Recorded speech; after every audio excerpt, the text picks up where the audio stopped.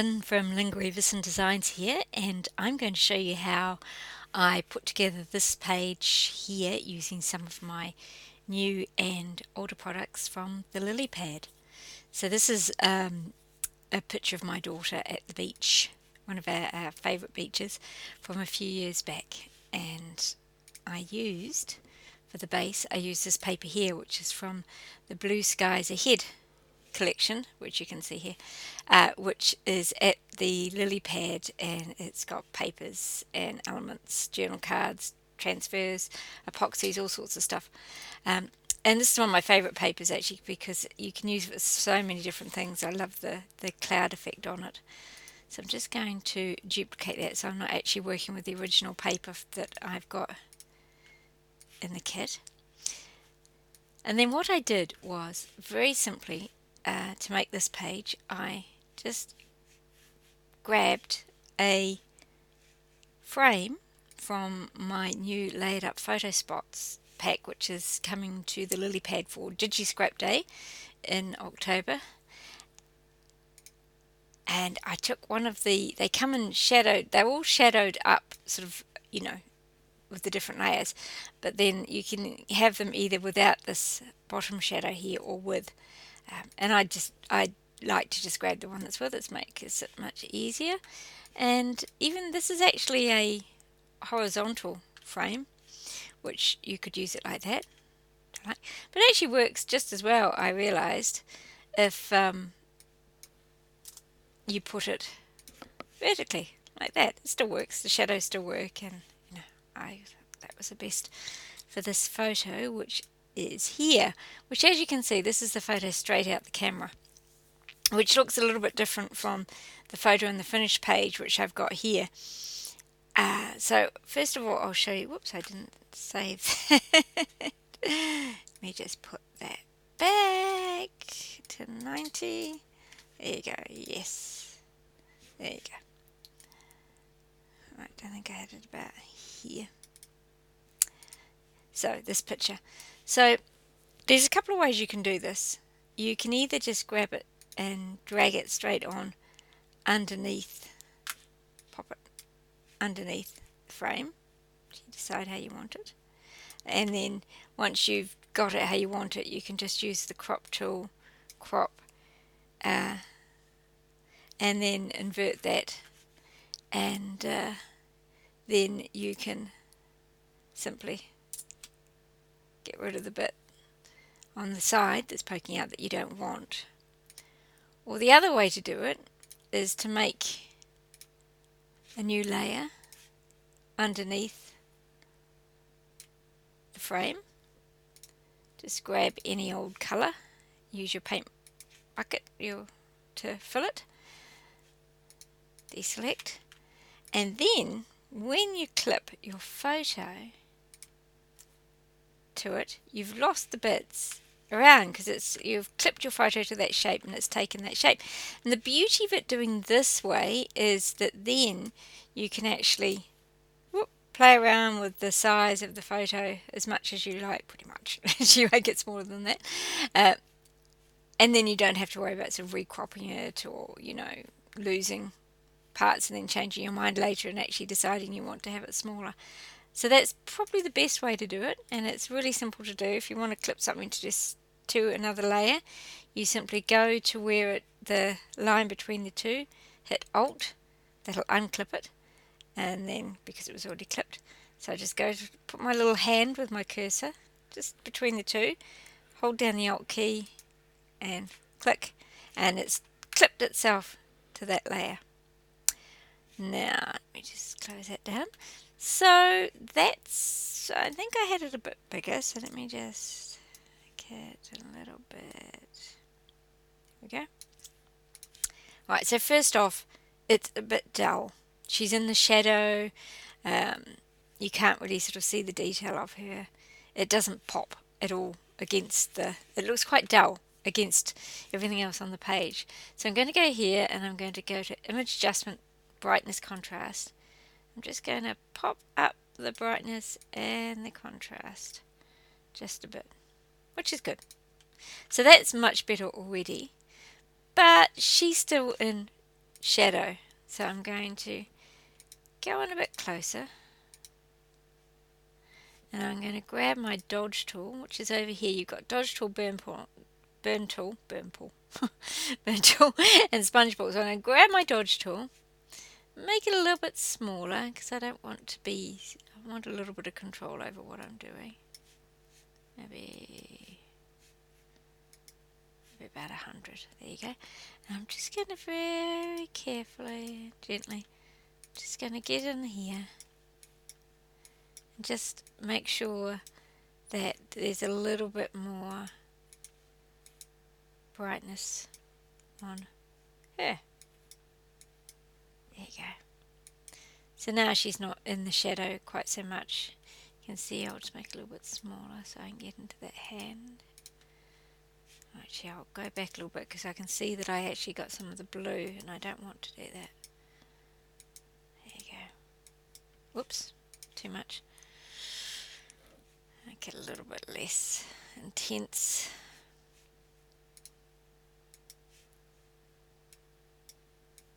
There you go.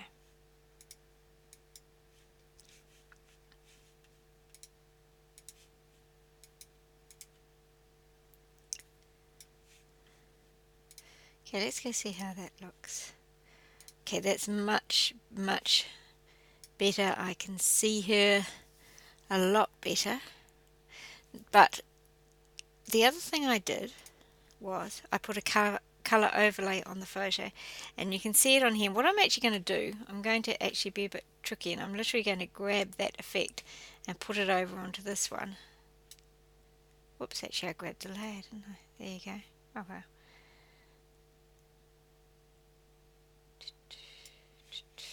I will redo that because that's not quite what I want to do. I'll just see what the I'll see what sort of a colour overlay I had. So I had a sort of a browny grey overlay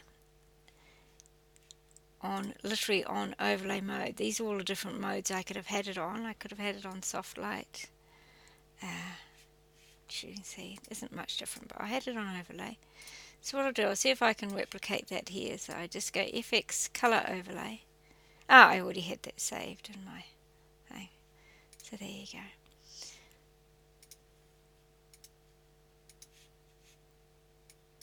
So that's made it pop a little bit more, and I'm just going to lighten up a little bit. But then one more thing I did was I actually decided to make the sky. I wanted a more retro look, which the colour overlay helps with a little bit. Now I'm just going to burn these rocks a little bit to get some more detail. But what I'm going to do is I'm going to select the blue of the sky and see if I can just very, very subtly change it to tone in better with the paper. So I'm going to go image adjustment, replace colour, and you can see that that has got the sky highlighted. I'm just going to, whoops, that is way too much. Just a little bit more aqua, a little bit lighter, tiny bit, whoops, just a tiny bit. There you go. Great. So now the photo works much better with the paper. It has a much more beachy feel to it. It can hold its own against the papers and elements which I'm going to be using. Now the other thing I did was I used a border, because I quite often like to use borders on my page. They seem to hold everything together, they ground the page, and they just work really well as a finishing touch. So I'm going to use this clipping mask, which is a warm frame clipping mask, and I'm just going to make sure that they are all together, and I'm going to drag it onto that page. Whoops, and I didn't do that right, did I? There you go. Whoopsies. There you go. Pop it on there. Great. Now I'm going to get another one of the papers from the Blue Skies collection, which is this great background paper, and I'm going to clip it to the white clipping mask there. So I'm just going to drag it over and then hold down Alt, clip it to it, and there you go. Bob's your uncle, as they say in England.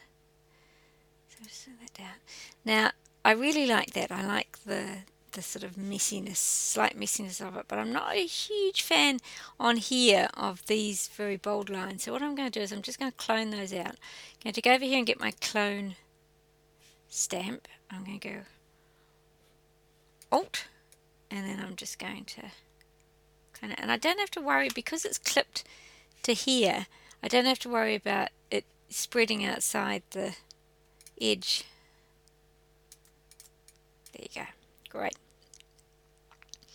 Now, what I did, if you look here, you'll see that the frame on the page has got these painted bits on them, and that's the beauty of using these templates, which they're for commercial use, but they're also for personal use.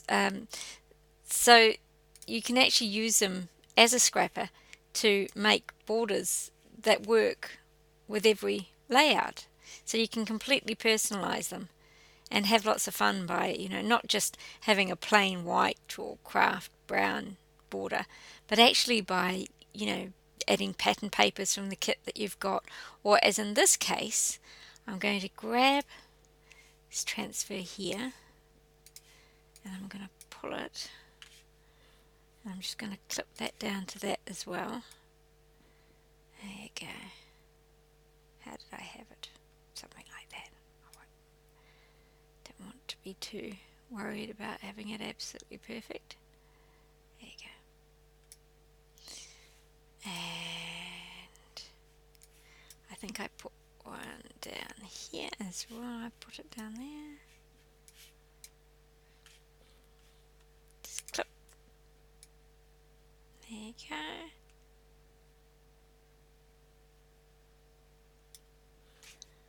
Excellent. And then I had this little bit here, which is actually the edge of this other transfer. Which, there, I just popped it there, like that.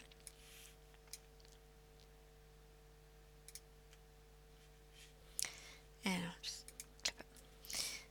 So there you go, I've made myself a frame for the page using the products from the same kit, and it just makes a really unique edge to that page, pulls everything together. Now I want to actually put a shadow on that, and the easiest way to do that, since I'm happy with it, is just to merge all those layers together.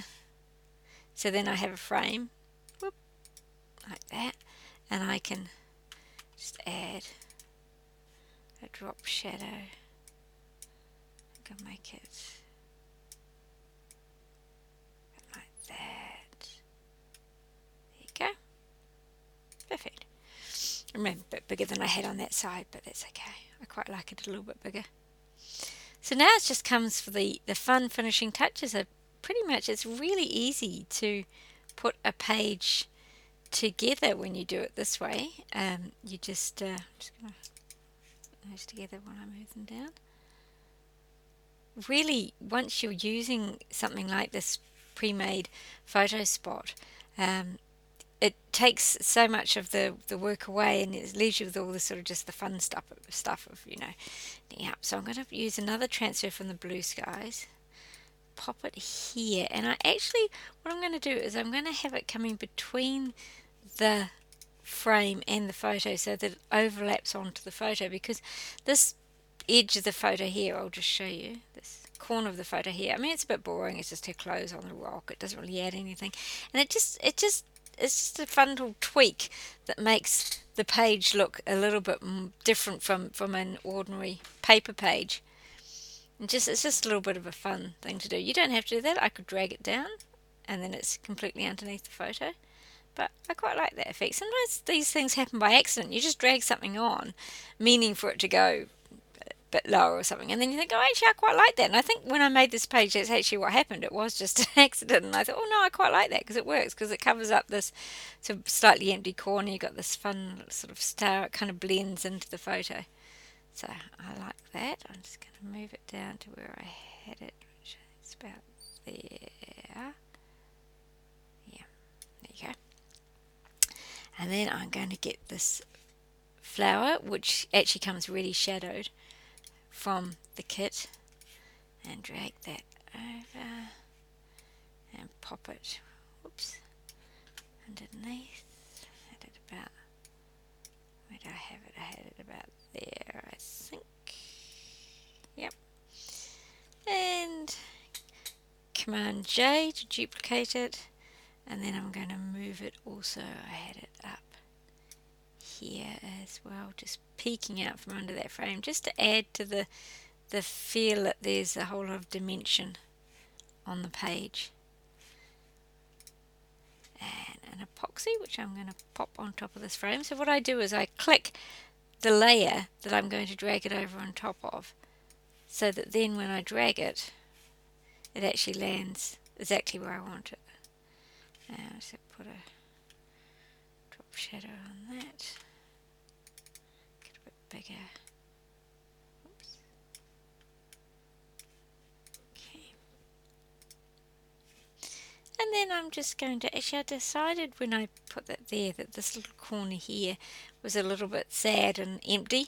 So just Command J again to duplicate and just drag that down there. There you go. And I just added some of the other elements from the kit. It's fun. Sometimes you put things on and then you think, no, I'm not sure about that. I don't think that quite works. And then you try something different. But I didn't drag that down properly. Let me just drag it down. There you go. And put that under there. And then there's a scatter as well, which comes with the kit. And put that, click the background so that it lands there. Pop that under there.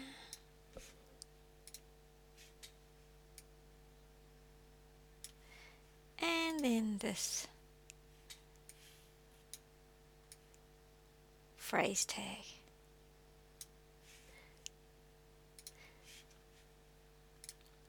So I've put a shadow on that, but as you can see, it's not very realistic because the scatter that you've got here has actually got quite a bit of a shadow on it itself.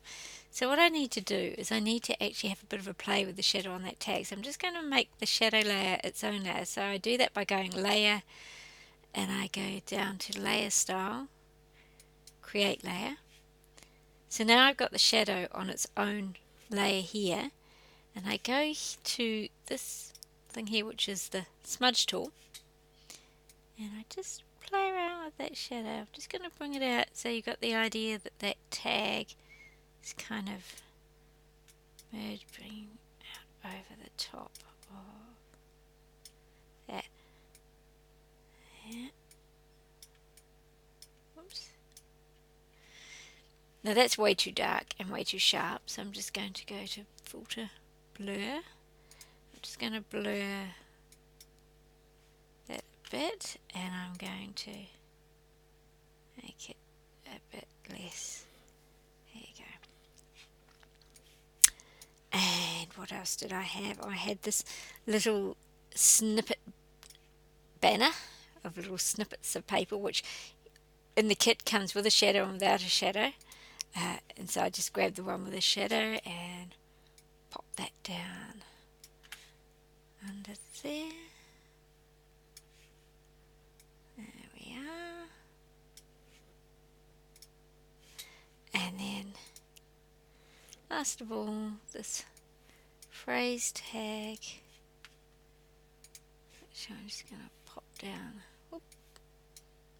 Need to work on my dragging. Pop it there.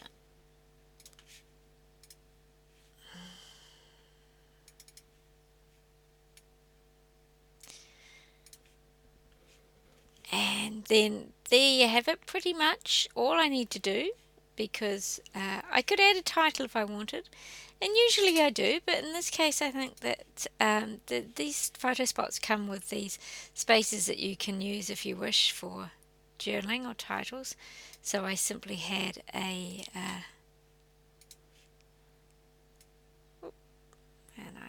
tilted it slightly because that's on a very slight angle. And there you go, there's my page with its unique, one-of-a-kind page frame,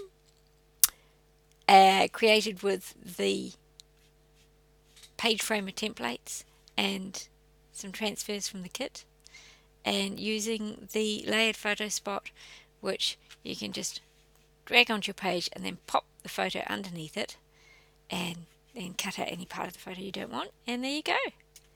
Thanks for listening. Bye.